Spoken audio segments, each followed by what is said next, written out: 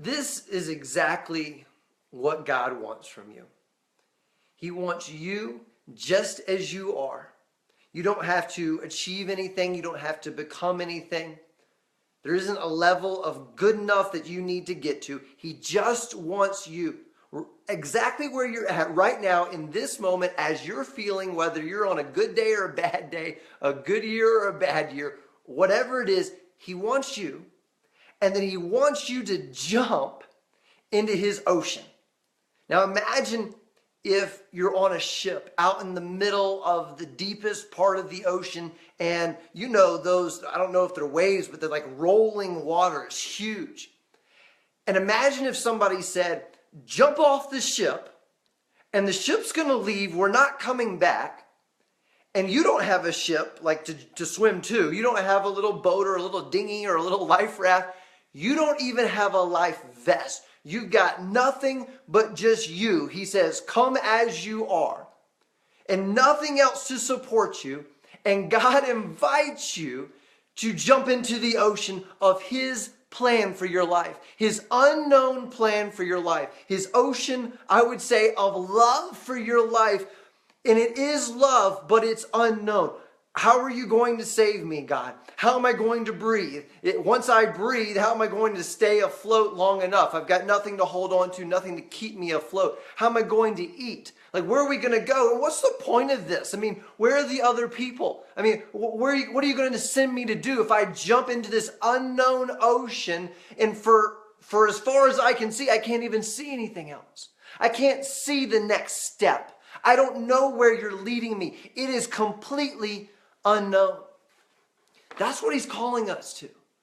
Just as you are. You don't need to get better. Just as you are, jump into the unknown ocean of God's plan for your life. But we don't do that. Instead, what we do is we put a bag on our heads. We say, God, I don't want you to see the fears. Other people, I don't want you to see the places where I've messed up or where I am so desperate for people to like me.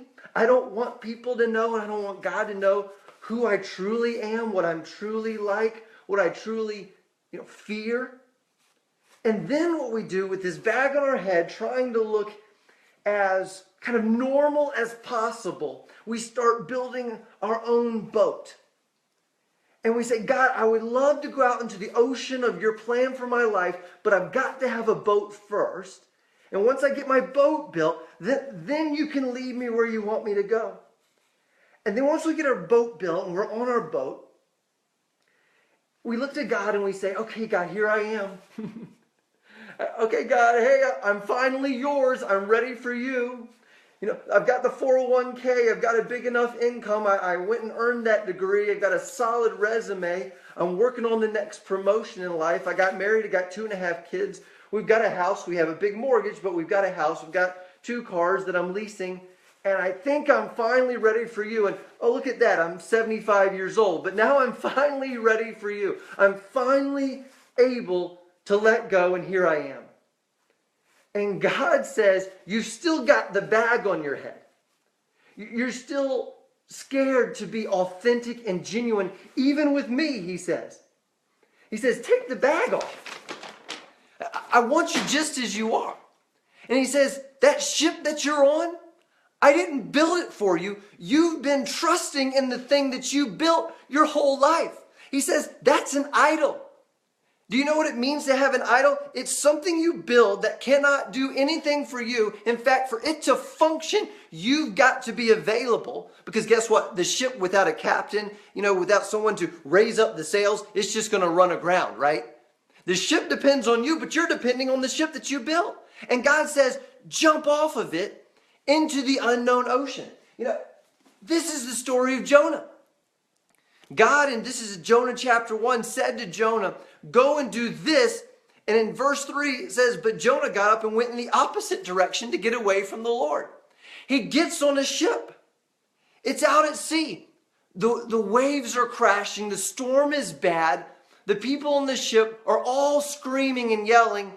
And it says in verse 5 that Jonah was sound asleep down in the hold. I actually don't believe he was sound asleep. I don't believe you have a storm this big and you're running away from God and everybody on the ship is screaming at the top of their lungs thinking they're about to die that Jonah was asleep. I don't think Jonah was asleep. Just a second. I think Jonah had a bag on top of his head. I think Jonah's down in the hold, curled up in a ball, like praying and saying, God, or maybe he's not even praying, but he's kind of thinking to himself, how do I get away from God? Maybe God won't see me. Okay, maybe this storm is just, maybe it's just happening. Maybe it's not because of me. And it's wishful thinking. He's thinking, can I get away from God? Can I do life on my own terms? And the deal was, Jonah realized, no, I've got to take the bag off. He went to the people and he said, it's my fault. God's coming after me. And then Jonah not only takes the bag off, he says, you got to throw me overboard. Jonah jumps. And here's the beautiful thing. Chapter 1, verse 17. As soon as Jonah jumps, or they throw him over, the storm, the sea, it all stops. It all calms. It all quiets. And it says the sailors were awestruck by the Lord's great power. They offered him a sacrifice and vowed to serve him. Now the Lord had arranged for a great fish to swallow Jonah. Now the Lord had arranged for a great fish to swallow Jonah. Here's the message of life. God is calling you just as you are. Take the bag off. You don't have to impress anybody. You don't have to please anybody. You don't have to get enough likes on your Facebook. You don't have to get enough money in the bank. You don't have to get the position that goes from vice president to senior vice president. You don't have to have this perfect little happy family. Come just as you are. Warts, scars, hurts, pain, and all. That's how he wants you. And then jump. Whatever you've built around you that you're trusting in, whatever you depend on that is not God, jump. Whatever you're trusting in that's not God, jump. Jump into the complete unknown.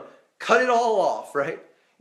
Get away from the thing that you're trusting in that's not God. And just say, God, here I am. I have no idea how you're going to provide. I have no idea what your plan is. I have no idea what you're going to do. But just like Jonah, I'm jumping into this ocean of this unknown plan that you have for me. And it says God arranged for the fish to come along and swallow him. God has already arranged what he's going to do when you choose to jump. And you know you need to quit that job. You know you need to get out of that bad relationship. Or you know you need to do this thing or that thing the right way. You know you need to focus on God and stop focusing on all the things around you that you think are going to keep you satisfied. And you know you need to take the bag off of your head because it's never gotten you anywhere to put on this face while inside you're really suffering and struggling. If you'll take the bag off, if you'll jump, it's going to be scary. It's going to take some courage. It's going to feel risky.